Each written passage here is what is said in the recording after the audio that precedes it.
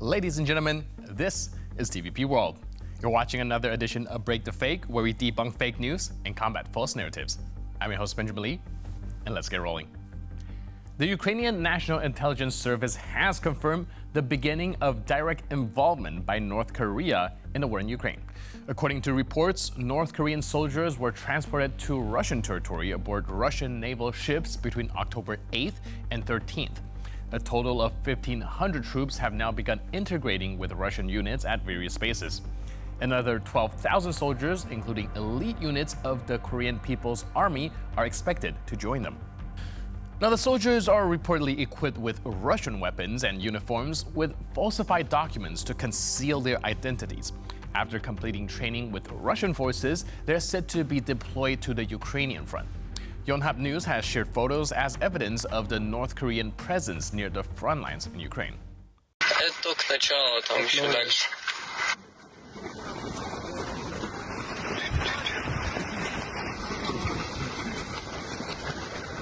Все, нас захватили. Вот они, побежали.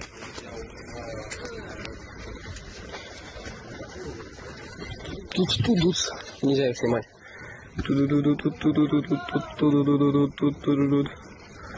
Сейчас, орда пойдет.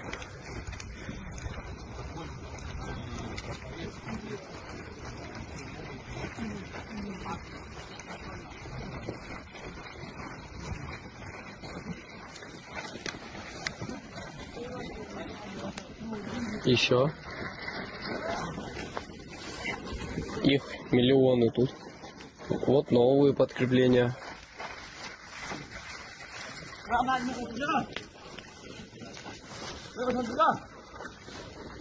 Это только начало, там еще дальше. Russia appears to be flexing its military and strategic muscles as its forces make incremental gains in the Ukrainian front.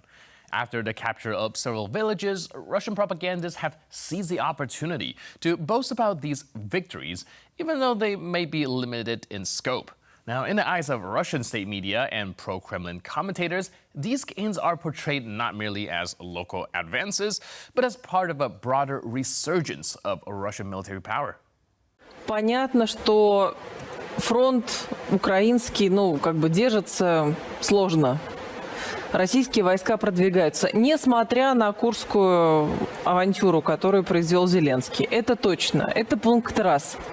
Пункт 2. На каких условиях он будет? Как этот конфликт будет именно украинский заканчиваться? Потому что при окончании СВО еще ничего не заканчивается. Начинается вторая часть. Вот точно совершенно. И приглашение... Вторая часть это какая? Вторая часть борьбы Российской Федерации с коллективным Западом, будем говорить так. Now, this shift in rhetoric is notable. The focus is now the transition from defensive operations to more aggressive aspirations. Discussions of future offensives are becoming more prominent, with some figures already imagining larger conquests. The portrayal of these recent actions as significant achievements reflects the growing confidence within Moscow, which has been building momentum for what appears to be a longer-term plan of military expansion. However, the reality on the ground is much more complex. While Russia may have made these recent advances, they come after months of a slow and grinding war of attrition. The villages captured, though strategically important for local operations, do not represent a decisive turning point in the conflict. Yet, this hasn't stopped propagandists from framing these minor victories as steps towards greater success. Now, this rhetoric is alarming because it encourages a narrative of inevitability. The idea that Russia is not only recovering lost ground, but also preparing for further territorial ambitions. This kind of messaging is likely designed to rally domestic support and project an image of strength to both allies and adversaries. By setting a stage for a future campaign, Russia's leadership may be signaling its intent to continue the conflict on its own terms, regardless of the heavy toll it has already taken. The broader implications of this shift are concerning, as Russian forces aim to solidify control over captured territories, and with North Korean support potentially bolstering their ranks, the conflict could enter a new, more dangerous phase. The possibility of further expansion beyond Ukraine is being openly speculated upon in some circles, underscoring the risk of regional destabilization and a protracted war. When Russian Foreign Minister Sergei Lavrov claims that Zelensky is ready to hand over Ukrainian resources to its Western masters, accusing the Ukrainian president of selling out his country, it comes across as a deeply hypocritical statement. Lavrov's assertion paints the West as expositive while convincingly ignoring Russia's own attempts to dominate Ukraine, both military and politically. If Lavrov's logic is followed, handing Ukraine over to the West is a betrayal, but ceding it to Russia's control is somehow acceptable. Now, this double standard reveals the heart of Russia's narrative. Ukraine must be subservient, but only to Russia. По утечкам, секретное приложение вот к этой части так называемого плана победы заключалось в том, что он готов отдать все украинские естественные ресурсы в управление, в собственность своим западным хозяевам, тем самым, по сути дела, продав Украину. Lavrov's comments are part of the Kremlin's broader strategy to frame the war in Ukraine as a battle against Western imperialism. By portraying Kyiv as a puppet of NATO and the United States, Moscow seeks to justify its own actions. Yet this narrative falls flat when one considers that what Russia seeks is not the independence or sovereignty of Ukraine, but its subjugation under Moscow's influence.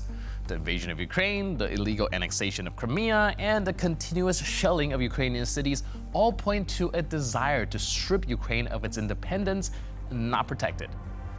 The hypocrisy in Lavrov's rhetoric becomes even more evident when we ask, why is it that handing Ukraine to Russia is somehow better than cooperating with the West? This is not about Ukraine's sovereignty in the eyes of the Kremlin, it's about Russia's long-standing view of Ukraine as part of its own sphere of influence. The irony is glaring. While accusing Zelensky of selling out his country, Lavrov and his government have spent years trying to take Ukraine by force, dismissing the will of the Ukrainian people to choose their own path. Ukraine's collaboration with the Western allies, in contrast, has been a partnership based on mutual interests, respecting Ukraine's sovereignty and independence. The support from the West, whether financial, military, or diplomatic, has been given to aid Ukraine's fight for survival. It's a far cry from the colonial-style domination that Russia appears to seek. For Lavrov to accuse Zelensky of selling Ukraine is to ignore the fact that it is Russia, with its unprovoked invasion and attempts to redraw borders by force, that has been trying to take ownership of Ukraine's future. When Putin declares, "Ask NATO when they will be tired of fighting us, we are ready to continue this struggle and victory will be ours," he frames Russia as the victim of an ongoing confrontation with the West. Now, this rhetoric is designed to position Russia as a resilience defender, standing against an alleged onslaught from NATO and its allies. However, this statement deliberately overlooks the reality. It was Russia that initiated the war in Ukraine, not NATO. А когда мы там когда натовцам надоест с нами воевать, это у них тоже спросите меня. Мы готовы к продолжению этой борьбы. И победа будет за нами. By portraying the conflict as a broader war with NATO, Putin aims to stoke nationalist sentiments at home and rally support for a prolonged struggle. This narrative shifts attention from Russia's role as aggressor in Ukraine and redirecting it towards a supposed existential battle against Western powers. The idea of inevitable victory, which Putin continues to promise, serves as a tool to maintain public morale and bolster the Kremlin's standing, even as the war drags on with no clear end in sight. In essence, this statement is another piece of propaganda, designed to paint Russia as both a victim and a determined victor, despite the mounting challenges that it faces on the battlefield and the international stage.